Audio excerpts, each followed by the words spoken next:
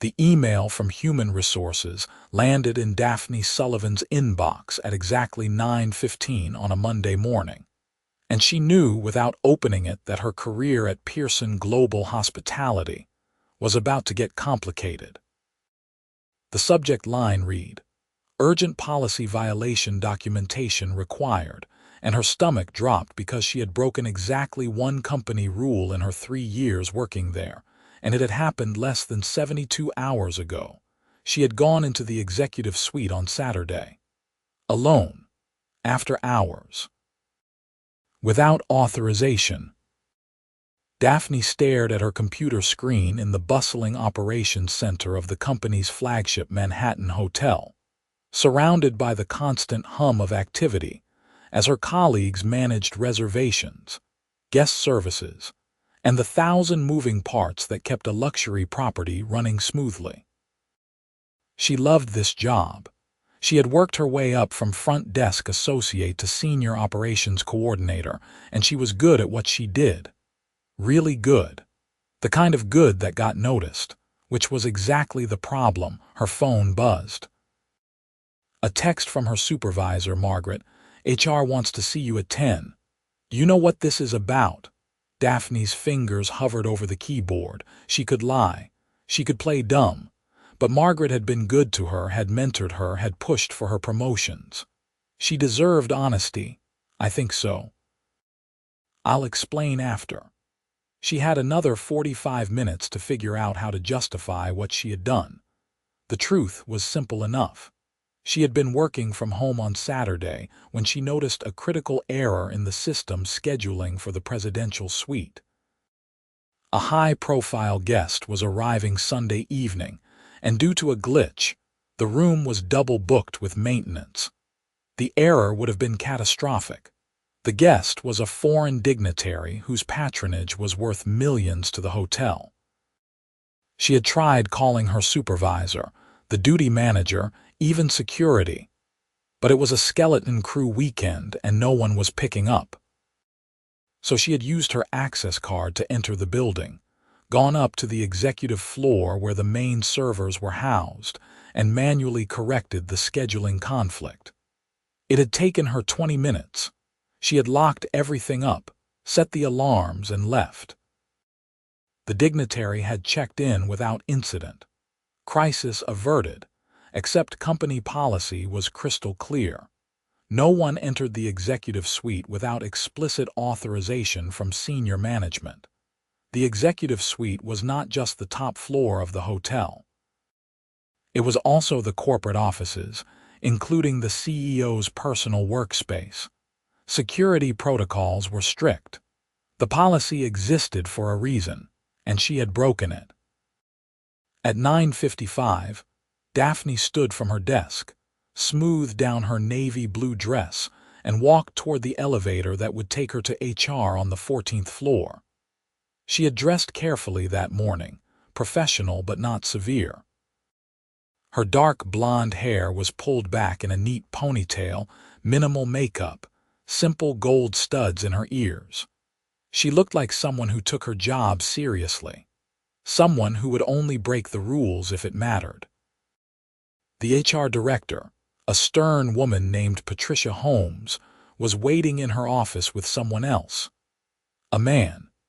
He stood with his back to the door, looking out the window at the Manhattan skyline, and even from behind Daphne could tell he was not HR. His suit was too expensive, tailored perfectly to broad shoulders and a lean frame. When he turned around, her breath caught. Xander Pearson, the CEO, the billionaire, the man whose name was literally on the building. She had seen him exactly twice in 3 years. Once at the company holiday party where he had given a brief speech, and once in passing in the lobby. He was not someone who spent much time in the day-to-day operations of the hotels.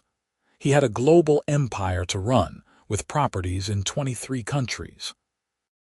The New York flagship was just one piece of his vast portfolio. He was younger than she expected for someone with his level of success. Mid-30s, maybe. Dark hair, sharp jawline, intense green eyes that were currently fixed directly on her. He did not smile. "Miss Sullivan," Patricia said, gesturing to a chair. "Please sit." Daphne sat. Her heart was hammering so hard she was certain they could hear it. "I assume you know why you are here," Patricia continued. "I believe so," Daphne said quietly. "I entered the executive suite on Saturday without authorization." Xander Pearson spoke for the first time. His voice was deep, measured. "You entered my personal office," her eyes widened. "I did not.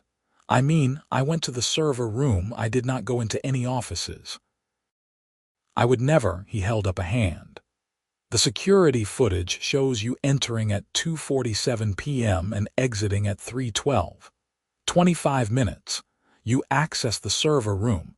You also triggered a motion sensor in the hallway outside my office." "I walked past it to get to the server room," she said quickly. "I did not enter your office. I did not touch anything except the scheduling system." Patricia leaned forward. "Miss Sullivan, the policy is clear. Regardless of your intentions, you violated a fundamental security protocol. We need to understand why you thought this was acceptable." Daphne took a breath. She had prepared for this.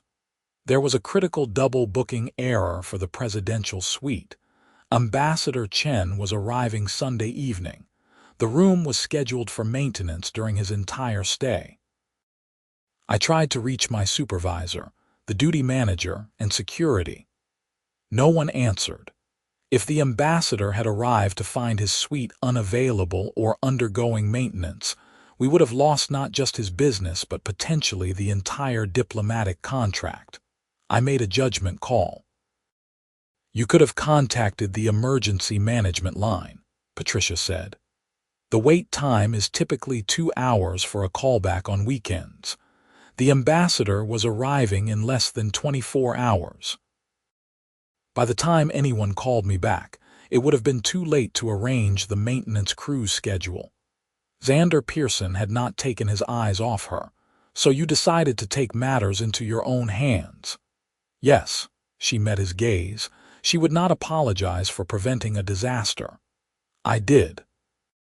Silence filled the room. Patricia looked at her tablet, scrolling through something. Xander remained motionless, studying Daphne with an intensity that made her skin warm. Finally, he spoke. "The ambassador did check in smoothly. His team sent a personal note to our management thanking us for the exceptional service." "I am glad," Daphne said. "You saved us from a significant problem." "That was my job." "Your job is operations coordination," Patricia interjected, "not unauthorized access to restricted areas." "Patricia," Xander said, his tone quiet but commanding, "give us the room." The HR director blinked. "Mr. Pearson, I will handle this, thank you." It was not a request. Patricia gathered her tablet and left, closing the door behind her with a soft click. Daphne was alone with Xander Pearson, and the office suddenly felt very small. He moved to sit on the edge of Patricia's desk, closer to Daphne but not looming. His posture was relaxed, but there was something coiled about him, like contained energy. "How long have you worked here, Miss Sullivan?" 3 years. I started as a front desk associate, and now you are senior operations coordinator." "Yes, fast trajectory. I work hard." A flicker of something crossed his face. "Amusement, maybe. I can see that, hard enough to risk your job to prevent a scheduling error." It was not just a scheduling error, it was a potential international incident. "You always take things so seriously, only my job." This time he definitely almost smiled. "Almost." "What do you think I should do with you?" The question caught her off guard. "That is your decision. But I hope you will consider that my intentions were to protect the company. I would make the same choice again if faced with the same situation, even knowing you would end up here." "Yes." He studied her for a long moment. "I have 400 properties worldwide, thousands of employees. Most of them would not have noticed the scheduling error. If they had noticed, they would have passed it up the chain and covered themselves. You took responsibility. You took a risk. Why? Daphne considered the question. Because I care about what happens here. This hotel is not just a job to me. I have seen what good hospitality can do. I have seen guests come here during the hardest moments of their lives and leave with some measure of peace because we made their stay perfect. That matters to me. Something shifted in his expression. The intensity softened just slightly. You are not what I expected. What did you expect? Someone making excuses, someone trying to shift blame. I am not interested in excuses. I did what I did. I can accept the consequences. He stood, walked back to the window. The morning light caught in his dark hair. The policy exists because I have trade secrets in that office. Proprietary information, plans worth billions. I cannot have people wandering in and out. I understand. But you are right. You saved us from a disaster. The ambassador contract is worth $100 million over 5 years. He turned back to face her. So here is what is going to happen. You are getting a formal written warning in your file. You are also getting a promotion. Daphne stared at him. What? I need someone in my executive operations team. Someone who can think fast, act decisively, and is not afraid to break a rule when it matters. You start next Monday. I do not understand. You will work directly with me and my senior leadership team. You will manage high-level operations, handle VIP relations, and deal with the kind of problems that cannot wait for approval from 3 departments. You will have a salary increase of 40% and full access authorization to the executive suite. Because clearly you are going to end up there anyway. Her mind was spinning. Mr. Pearson, you can say no. You can stay in your current position with the written warning, but I do not think you will. He was right. She would not. This was the opportunity she had been working toward for 3 years. It was also terrifying. Why me? She asked. Because in 3 years of running this company, I have never had someone demonstrate the kind of judgment you showed on Saturday. You saw a problem, you assessed the risks, you acted. That is exactly what I need. I would be working directly with you. Is that a problem? Yes, her brain screamed. Because sitting in this room with him for 10 minutes had already made her pulse race in a way that had nothing to do with fear of being fired. Because he was looking at her like she was a puzzle he wanted to solve. Because he was Xander Pearson, Billionaire CEO, and she was Daphne Sullivan, the girl who had worked 3 jobs to put herself through community college. No, she said aloud. Not a problem. Good. Report to my assistant, Grace, on Monday morning at 8. She will get you set up. He moved toward the door, then paused with his hand on the handle. Miss Sullivan? Yes, do not make me regret this. I will not. He nodded and left. Daphne sat in the empty office for a full minute trying to process what had just happened. She had walked in expecting to be fired. She was leaving with a promotion. To work with Xander Pearson, her phone buzzed. Margaret. Well, Daphne typed back. I got promoted. The response was immediate. What? She left the HR office in a daze, took the elevator back down to operations, and spent the rest of the day mechanically going through her tasks while her brain spun in circles.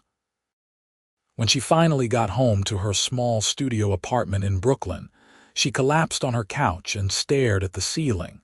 What had she just agreed to? Monday morning arrived too quickly.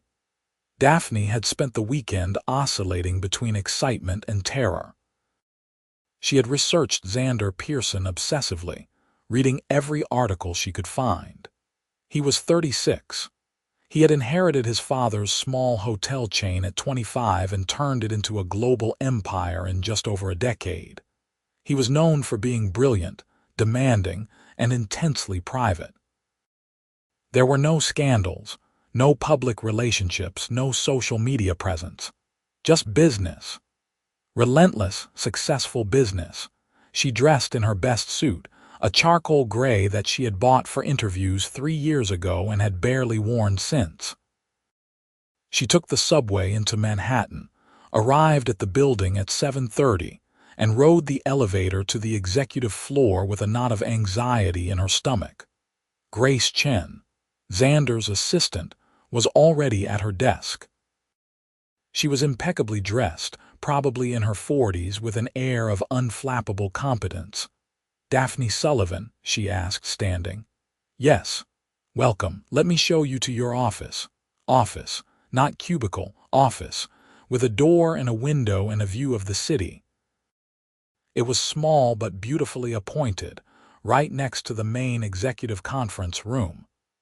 "Mr. Pearson wants to see you at 8:15, Grace said. "He will brief you on your first assignment.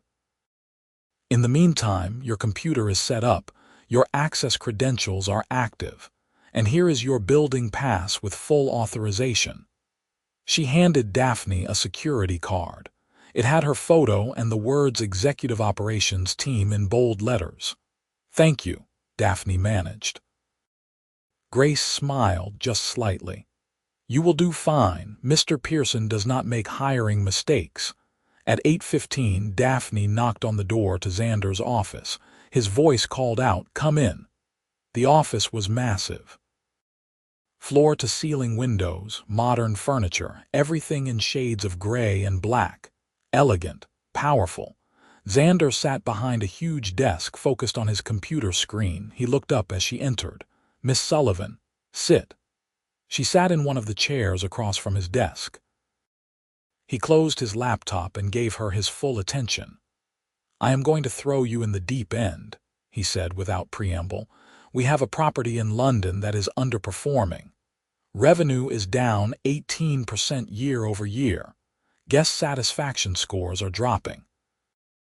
I need you to go there, assess the situation, and report back to me with recommendations." "Go to London," she repeated. "You fly out Wednesday. You will be there for a week. Grace will arrange everything." "Mr. Pearson, I have never done this kind of assessment before." "Then you will learn." He slid a thick folder across the desk. "Everything you need to know about the property is in there. Financial reports, guest feedback, staff records. Read it, analyze it, tell me what is wrong and how to fix it." She took the folder. "And if I get it wrong, then we will try again. I am not expecting perfection. I am expecting effort and honesty. Why are you giving me this? Why not someone with more experience?" He leaned back in his chair, studying her. "Because everyone with more experience has already looked at this property. They all gave me the same generic answers. Cut costs, replace management, renovate. I do not need generic. I need someone who will actually see what is happening. You think I can do that? I know you can. You noticed a scheduling error that 3 other people missed. You see details. That is what I need." It was a test, obviously. But it was also an opportunity. If she could pull this off, she would prove she belonged in this position. "Okay," she said, "I will do it."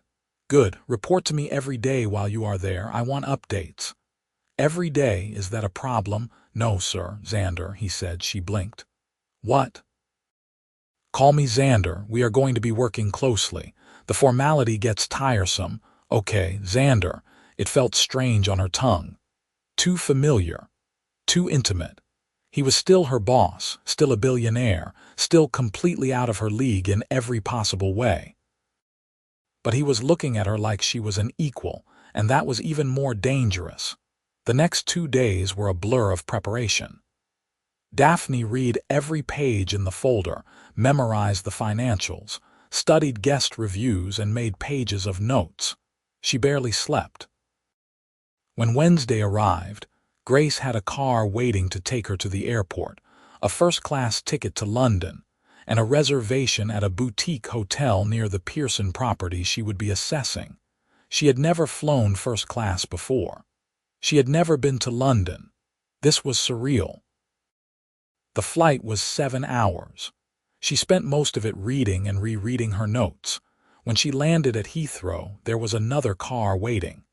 By the time she checked into her hotel, it was early evening London time and she was exhausted. But she had promised Xander updates. She sent him an email. Arrived safely. Will visit the property tomorrow morning. His response came back within minutes. Good. Call me after your initial assessment. Call him. Not email. Call. The thought made her nervous for reasons that had nothing to do with work. The next morning, she walked into the Pearson London property with fresh eyes and an open mind. It was a beautiful hotel, historic building, prime location. But within an hour, she started seeing the problems. The staff was going through motions without passion. The decor was dated. The service was slow. Guests were treated politely but not warmly. She spent the entire day observing, asking questions, taking notes.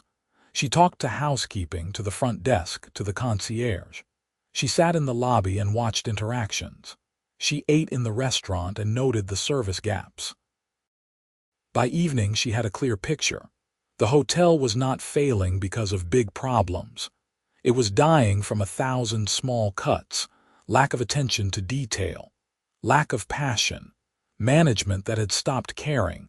She went back to her hotel room and called Xander. He answered on the second ring. "Tell me," he said. She did. She walked him through everything she had observed, every gap she had noticed. She did not hold back. When she finished, there was silence on the other end. Then, "That is exactly what I needed to hear. You think I am right. I think you saw in one day what my management team has missed for a year. What else? The staff is not the problem. They are capable, but they are not inspired. They need leadership that cares. They need someone who will remind them why this matters. You have someone in mind? Not yet. But I can keep looking." "Good." A pause. "How are you?" The question surprised her. "I am fine, tired. Get some rest. Tomorrow dig deeper." "Okay, Daphne." Her name in his voice did something to her pulse. "Yes, you are doing well." The line went dead. She stared at her phone, warmth spreading through her chest. It was just a compliment, just acknowledgement of good work. But it felt like more. She spent the rest of the week in London, meeting with staff, observing operations, and compiling a detailed report. She called Xander every evening, and their conversations grew longer, more personal. He asked about her observations, but also about her impressions of the city, whether she had time to sightsee, what she thought of English breakfast. "I have not had time to sightsee," she admitted on the fourth night. "I have been working. You should take a few hours, see something. You cannot assess a city hotel without understanding the city." "Is that an order?" "Call it a suggestion." The next day she took the afternoon off and wandered through Covent Garden, visited the British Museum, walked along the Thames. It was beautiful. She sent Xander a photo of the river at sunset. He texted back, "Better than Brooklyn, different. Brooklyn is home." "Where is home originally?" "Small town in Pennsylvania." "You?" "Connecticut. Old money town, very boring." She smiled at her phone. This was not boss and employee texting. This was something else. When she flew back to New York on Sunday, she had a comprehensive report ready. Monday morning, she presented it to Xander in his office. He listened without interrupting, reading through her notes, nodding occasionally. "This is excellent work," he said when she finished. "Thank you. I want you to implement your recommendations." "What?" "You identified the problems. Now fix them. You will work with the London management team to execute your plan. I am giving you full authority." "Xander, I have never managed a hotel turnaround. You have never done a lot of things until you did them." He stood, came around the desk. "I trust you. You trust yourself." It was a challenge, and she had never been able to resist a challenge. "Yes," she said. "Good." He was standing close now. Close enough that she could smell his cologne, something expensive and subtle, close enough to see the flecks of gold in his green eyes. Her heart hammered. "Daphne," he said quietly. "Yes, there is something you should know." What? He hesitated, and for the first time since she had met him, he looked uncertain. Working this closely together is going to be complicated. Why? Because I find you fascinating. The air left her lungs. What? You are brilliant, driven, and completely unafraid of me. Do you know how rare that is? I am afraid of you, she said honestly. Just not in the way you mean. How then? She should not say it. This was her boss. This was completely inappropriate. But the way he was looking at her, the way he had been talking to her all week, the way her entire body was responding to his proximity. I am afraid of how I feel when you look at me, she whispered. His eyes darkened. And how is that? Like I am the only person in the room. You are the only person in the room. You know what I mean. He reached up slowly, giving her time to pull away, but she did not. His hand cupped her cheek, warm and solid. I have been trying very hard to be professional, me too. It is not working. No, he leaned in. She knew she should stop this. She knew there were policies against this, consequences, complications. But when his lips touched hers, every rational thought evaporated. The kiss was soft at first, tentative. Then she responded, her hands coming up to his chest, and he deepened it, his arms sliding around her waist and pulling her closer. He kissed like he did everything else, with intensity and purpose, like she was the only thing that mattered in that moment. When they finally broke apart, both breathing hard, reality crashed back in. This is against policy, she said. I know. I could get fired. You would not. I would not let that happen. You are my boss. I know that too. He stepped back, running a hand through his hair. I should not have done that. I kissed you back. Daphne, I do not want to make this complicated for you. If you want to pretend this did not happen, I will respect that. Did she want that? The smart answer was yes. The safe answer was yes. But standing there, still feeling the ghost of his kiss on her lips, she could not make herself say it. I do not want to pretend, she said. Then what do you want? I do not know. This is insane. You are Xander Pearson. I am just what? Just the most capable, impressive person I have met in years. Just the woman I have not been able to stop thinking about since you walked into Patricia's office 2 weeks ago, her breath caught. 2 weeks ago you were glaring at me. I was trying not to stare at you. He moved closer again.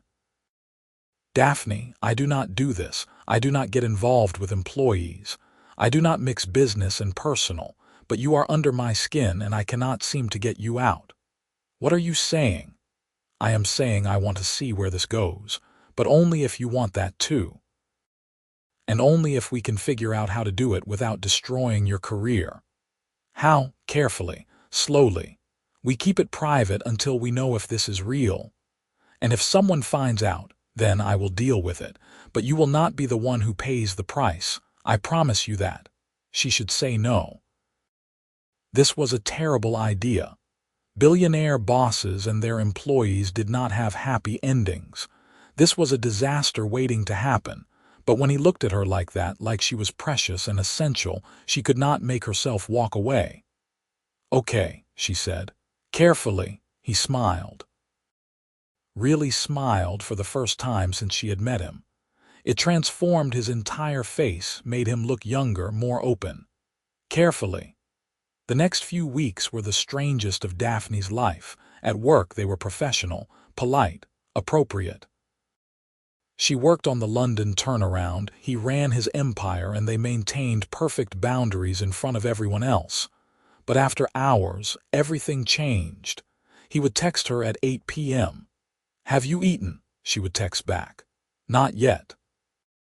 And he would show up at her apartment with takeout from expensive restaurants, and they would sit on her worn couch and talk for hours.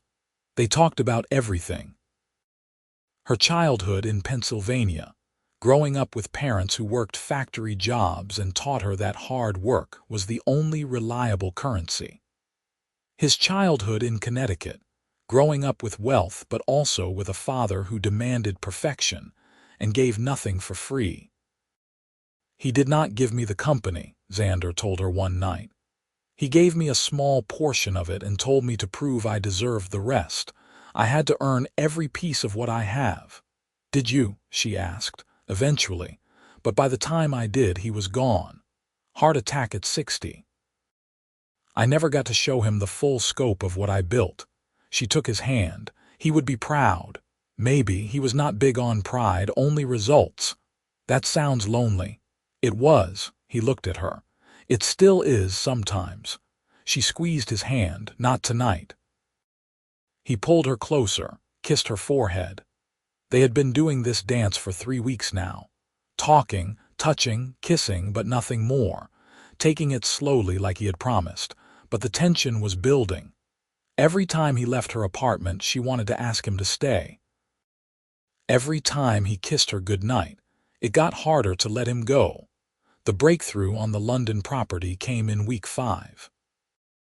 Daphne had worked with the management team to implement new training protocols, redecorate the public spaces, and most importantly, replace the hotel manager with someone who actually cared about hospitality. The reviews started improving. Revenue ticked upward.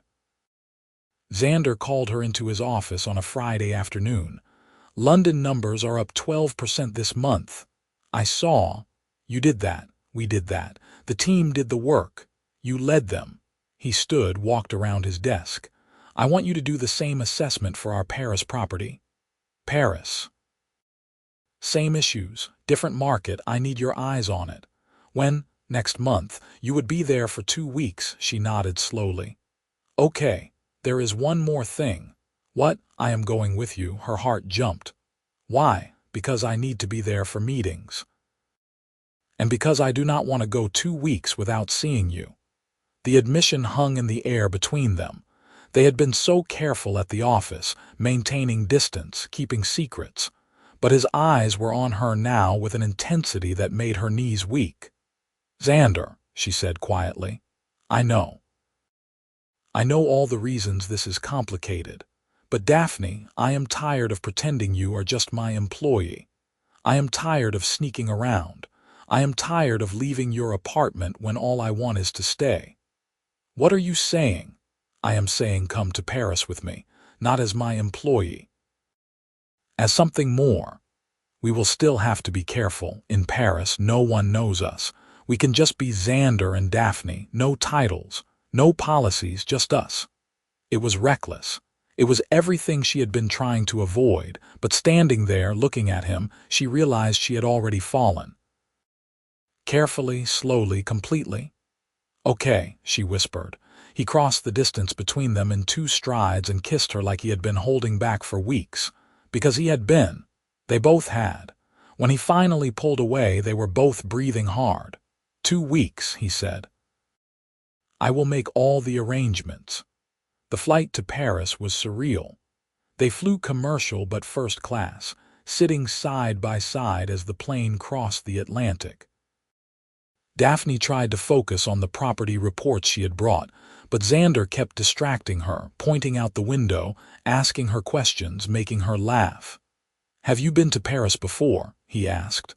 Never. I have barely been anywhere. Then we are going to fix that. Xander, we are there to work. We are there to work during the day, but the evenings are ours. They landed in the morning, Paris time, and checked into the property they would be assessing.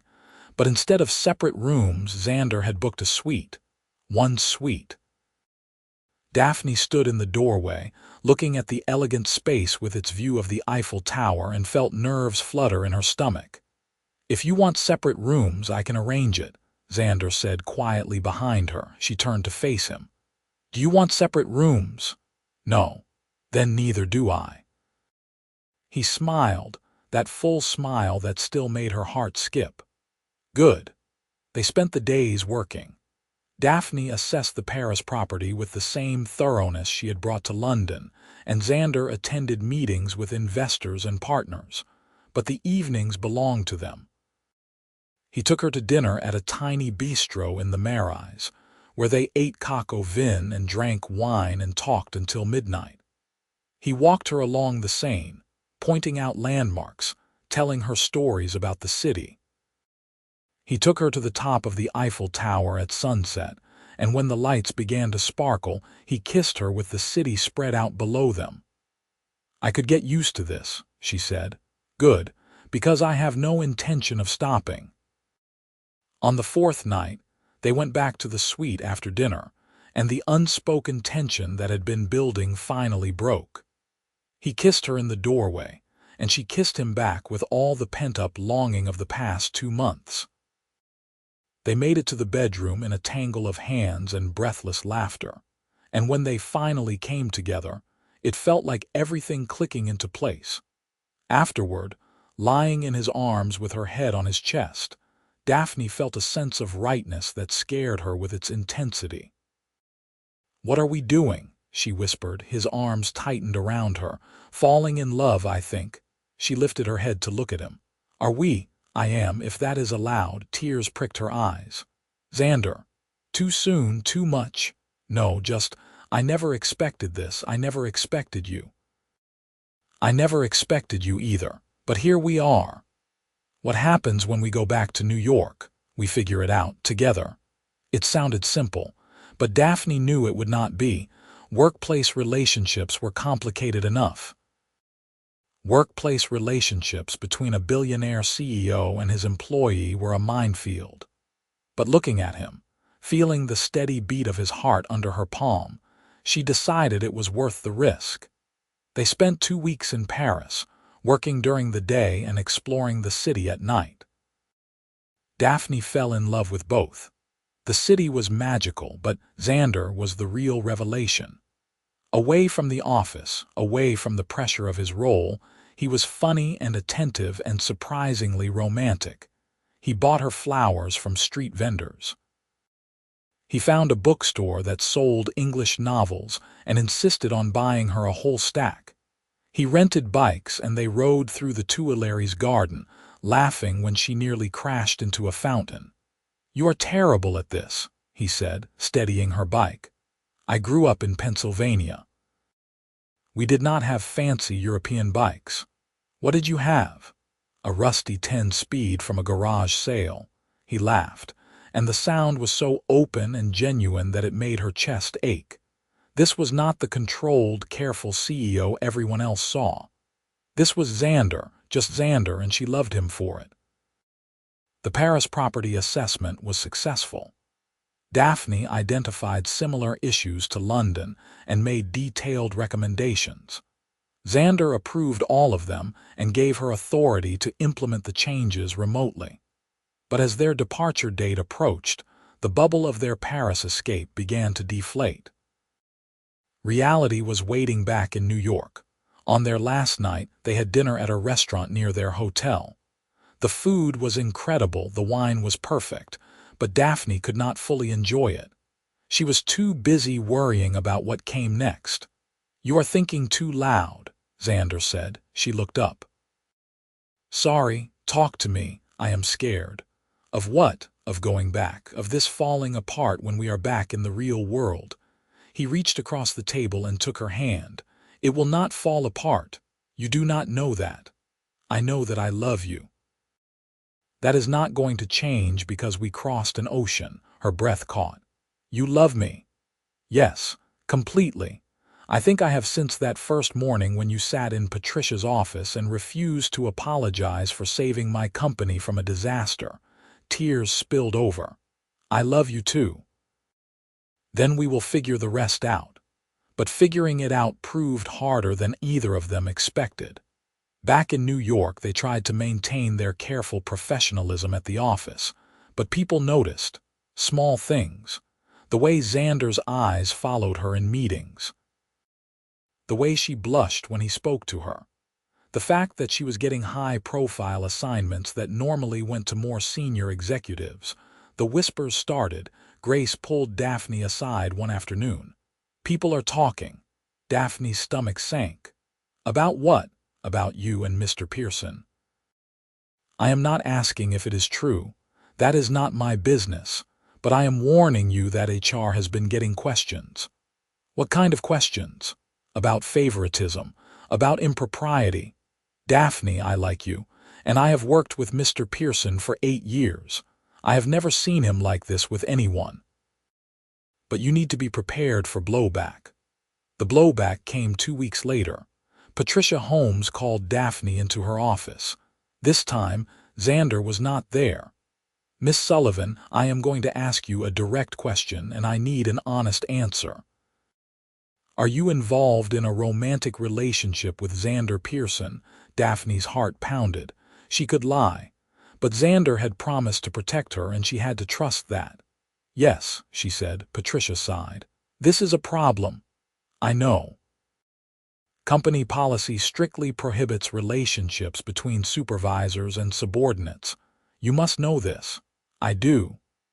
"Then why?" "Because she loved him, because he loved her, because some things were worth the risk."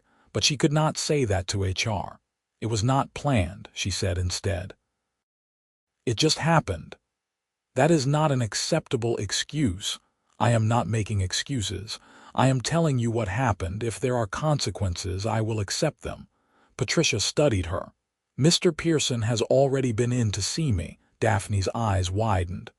"What?" "He informed me of the relationship.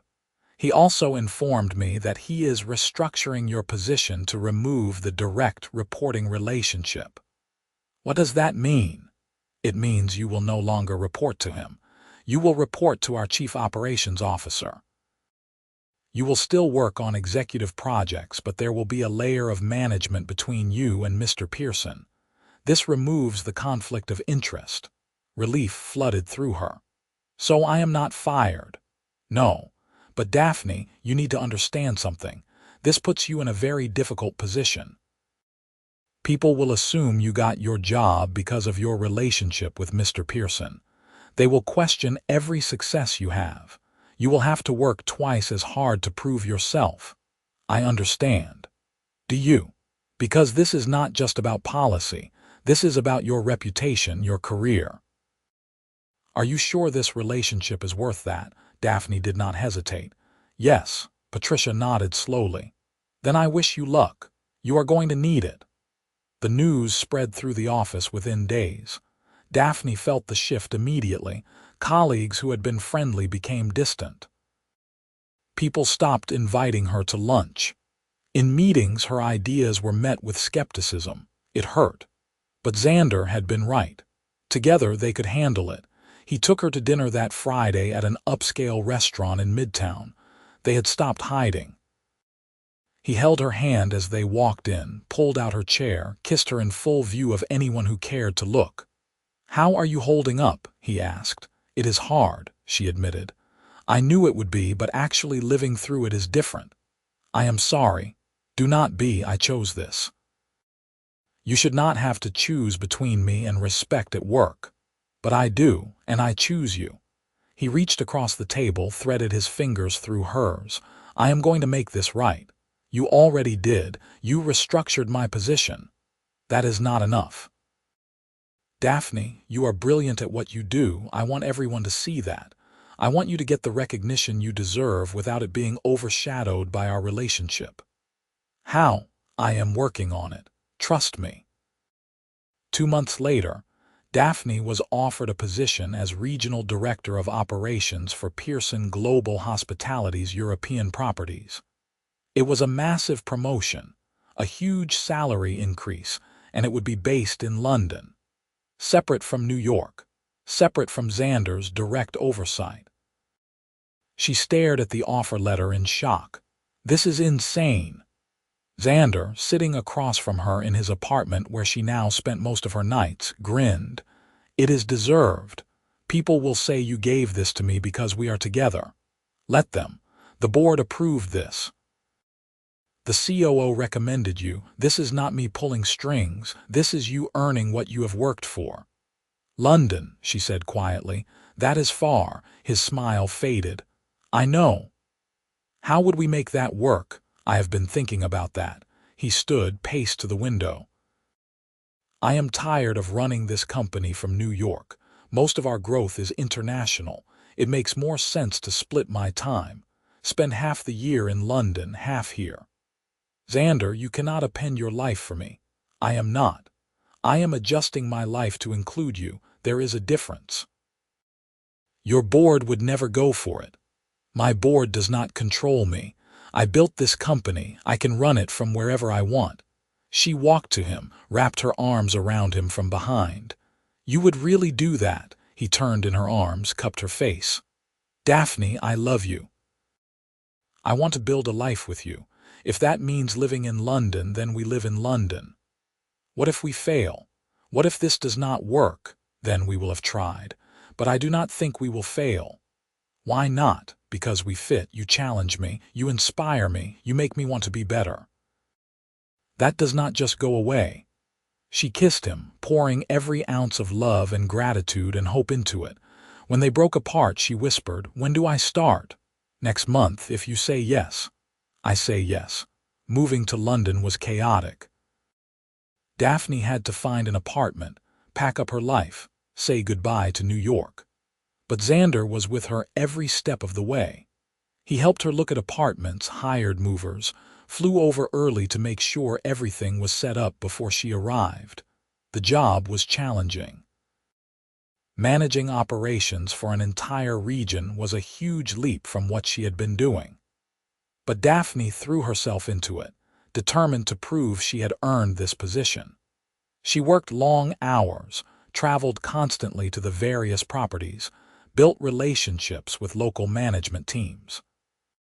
And Xander kept his promise. He split his time, spending weeks in London, then returning to New York, then coming back. When he was in London, they lived together in the apartment he bought in Notting Hill. When he was gone, they talked every night, video calls that lasted hours. It was not easy. But it worked. 6 months into her new role, the European region posted record profits. Guest satisfaction scores were the highest they had been in 5 years. The board noticed. Industry publications noticed.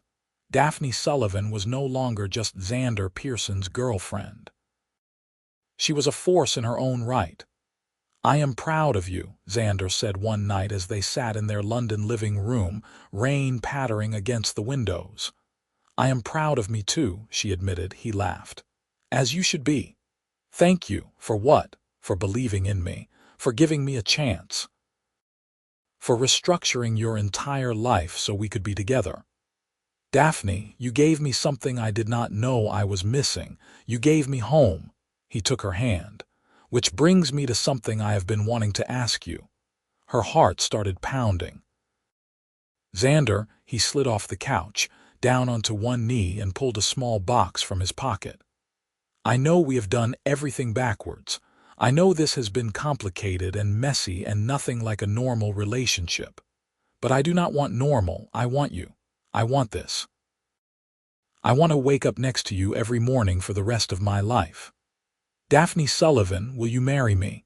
The ring was stunning, a simple solitaire that caught the light and sparkled like captured stars. But she barely saw it. She was too focused on his face, on the hope and love and vulnerability in his eyes. "Yes," she whispered. "Yes, absolutely yes."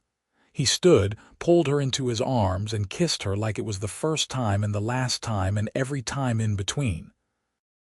When he slipped the ring on her finger, it fit perfectly. "I love you," she said. "I love you too. So much." They got married 6 months later in a small ceremony in the Cotswolds, surrounded by close friends and family. Daphne's parents flew in from Pennsylvania, overwhelmed and delighted. Xander's mother, an elegant woman who had initially been skeptical of her son marrying an employee, had warmed to Daphne after seeing how happy she made him. "You are good for him," she told Daphne the night before the wedding.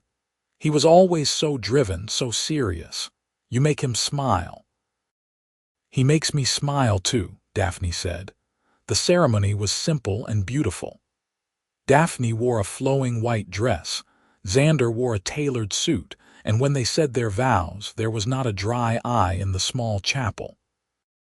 "I promise to challenge you, support you, and love you through everything," Daphne said. "I promise to be your partner, your best friend, and the person who always believes in you," Xander said. They honeymooned in Italy.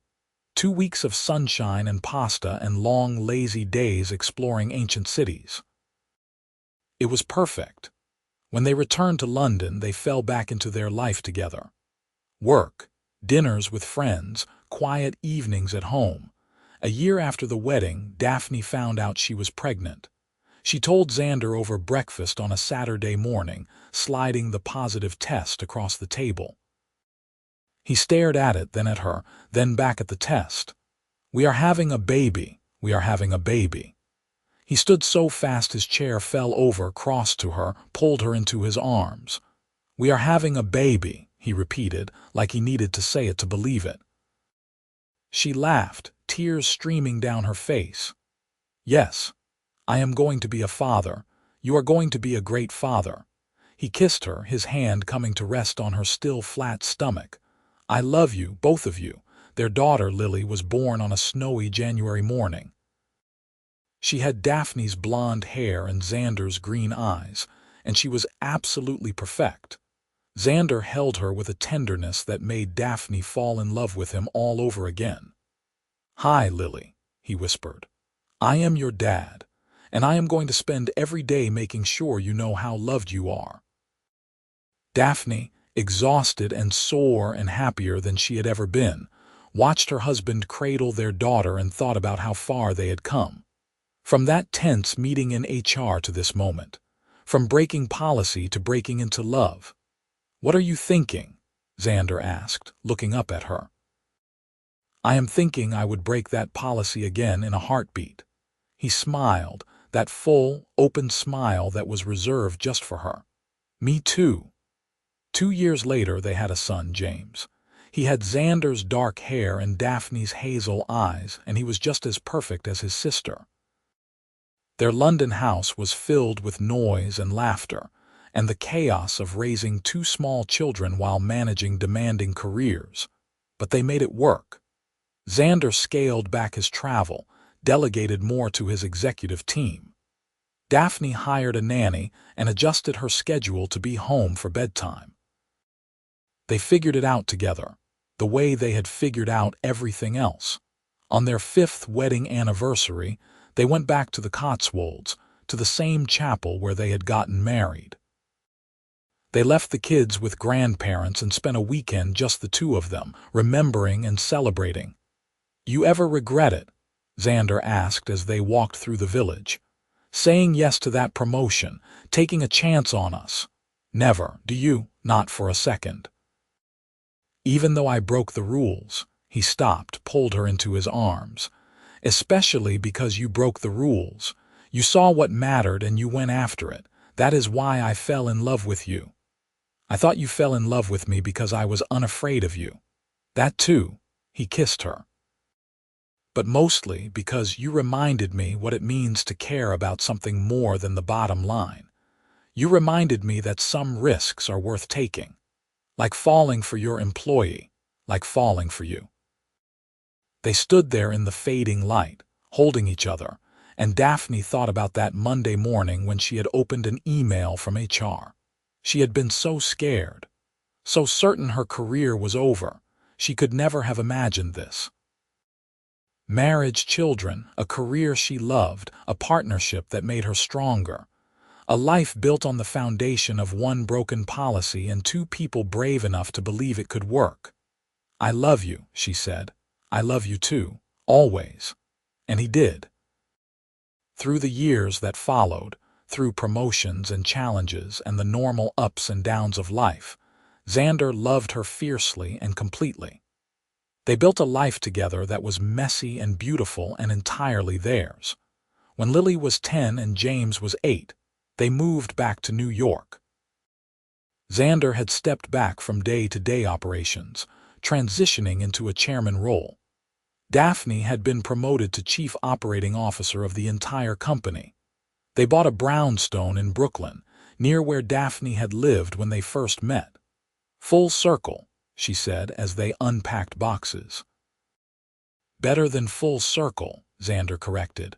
"Forward," he was right. They had not gone back to who they were. They had become something new, something better. Partners in every sense of the word.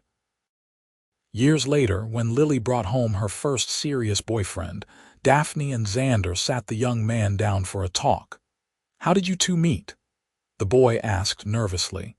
Daphne and Xander exchanged a look, a whole conversation in a glance. "We met at work," Daphne said. "She broke the rules," Xander added, "and he gave me a promotion. Best decision I ever made," Lily groaned. "You two are so embarrassing." But she was smiling, and Daphne knew their daughter understood what they had: real love. The kind built on respect and trust and choosing each other every single day. That night, after the kids were in bed and the house was quiet, Daphne and Xander sat together in their living room, her head on his shoulder, his arm around her waist. "You remember that first day?" she asked. "In Patricia's office. Every detail. You were terrified." "I was, and you were so intimidating." "Was?" She laughed, poked his side. "Fine." He kissed the top of her head. "You changed my life that day. You changed mine too. Worth breaking the rules, absolutely." And it was. Every challenge, every whisper, every moment of doubt had been worth it for this. For them. For the family they had built and the love that had started with a broken policy and led to something neither of them could have imagined. Breaking into love, Daphne thought. That was exactly what they had done. They had broken through every barrier, every rule, every reason why it should not work. And they had found something extraordinary on the other side. She looked at her husband, the billionaire CEO who had taken a chance on a scared employee with too much courage and not enough common sense. The man who had restructured his life to be with her. The father of her children, her partner, her love. "What are you thinking?" He asked that familiar question. "I am thinking I love you," she said simply. "Good," he smiled. "Because I love you too, forever." And forever was exactly what they got. Not perfect, not easy, but real and deep and worth every moment. A love story that started with a policy violation and ended with a lifetime of happiness. The kind of ending Daphne had never dared to dream possible when she opened that email from HR all those years ago. But sometimes the best things in life come from the risks we take, the rules we break.